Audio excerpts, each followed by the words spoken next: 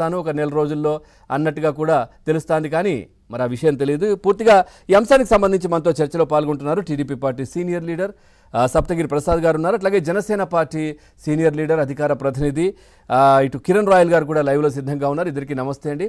ముందుగా ప్రసాద్ గారితో మాట్లాడదాం. ప్రసాద్ గారు ఏం చెప్తారు? జగన్మోహన్ రెడ్డి ఇప్పుడు మళ్ళీ విజయసాయి రెడ్డి, జగన్మోహన్ రెడ్డి అంటే గతంలో ఉన్నటువంటి కేసులకు సంబంధించి A1 A2 ఇద్దరు మేము లండన్ వెళ్ళొస్తాము, మేము యూరప్ పర్యటనకు వెళ్ళాలి అనే దాని మీద పర్మిషన్ అడుగుతున్నారు. ఏంటి మీ అభ్యంతరం ఏంటి దీనికి సంబంధించి? అంటే మీదంటే ఇక్కడ ఉన్నటువంటి సిబిఐ కావచ్చు, లేదంటే పార్టీలు కూడా మాట్లాడుతున్నాయి కాబట్టి దీనికి సంబంధించి ఏంటి మీ అనుమానం ఏంటి అసలు? ముందుగా ప్యానెల్లో ఉన్నటువంటి పెద్దలకి, ఏబిఎన్ ప్రేక్షకులకి, వీక్షకులకి అందరికీ కూడా నా హృదయపూర్వకమైన నమస్కారాలు. Jaganmohan Reddy is most controversial politician in India. ఈ దేశంలోనే అత్యంత వివాదాస్పదమైనటువంటి రాజకీయ నాయకుడు.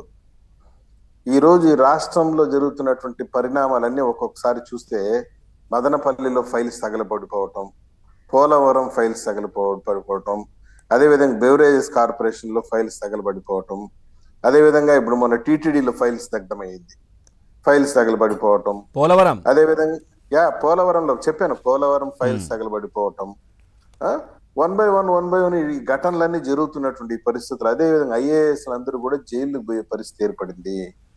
ముఖ్యంగా వాసుదేవరెడ్డి కానీ, వెంకటరెడ్డి కానీ, మధుసూదన్ రెడ్డి కానీ, ధర్మారెడ్డి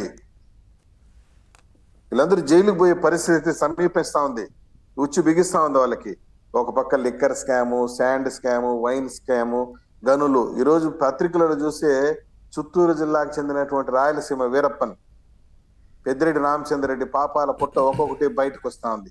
ఆయన అరాచకాలు కానీ, అక్రమాలు కానీ. ఈ పరిస్థితుల్లో ఇంకొక విషయం చూడండి, వైసీపీ నాయకుల యొక్క రాసలీలలో దువ్వాడ శ్రీనివాస్ కానీ, ఆయన విజయసాయిరెడ్డి కానీ, ఇవన్నీ వస్తున్నటువంటి ఈ పరిస్థితులు ఈయన జంప్ అయిపోతున్నాడు సైలెంట్ గా. This is the situation. ఇంత పెద్ద సమస్యలో నుండి ఇంత పెద్ద క్రైసిస్ జరుగుతూ ఉంటే వాళ్ళ పార్టీలో ఇతను సింపుల్ గా నేను లండన్ పోయి రావాలని జంప్ అయిపోవటం, పైగా మరింత అనుమానంగా A2 విజయసాయిరెడ్డి ఆయన కూడా మరో పక్క నుండి వెళ్ళిపోవడం, ఇవన్నీ కూడా చాలా అనుమానాలకు దారిస్తోంది.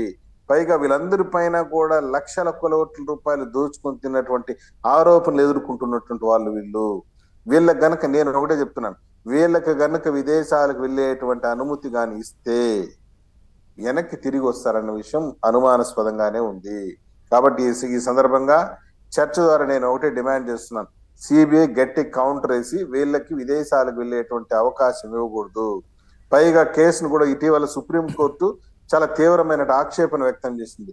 జగన్మోహన్ రెడ్డి కేసు ఎందుకు ఇంత స్లోగా జరుగుతుంది, నత్తనడకన సాగుతుంది విచారణ, దీన్ని స్పీడప్ చేయండి అని చెప్పింది. మరో పక్కన గతంలో కూడా సుప్రీంకోర్టు బెంచ్ రాజకీయ నాయకుల పైన ఉన్నటువంటి కేసులన్నింటినీ కూడా 1 సంవత్సరంలో లోపల విచారణ పూర్తి చేయాలని చెప్పి సుప్రీంకోర్టు జడ్జిమెంట్ ఇవ్వడం కూడా జరిగింది.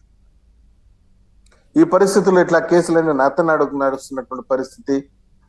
ఈ పరిస్థితులు నేను విదేశాలకు పరారు అయ్యేదని స్కెచ్ చేసినాడు. పైగా మీరు చూడండి, అధికారం పోయినప్పటి నుండి రాష్ట్రంలో ఉండడానికి జగన్మోహన్ రెడ్డి కించిత్ ఇంట్రెస్ట్ చూపించడం లేదు.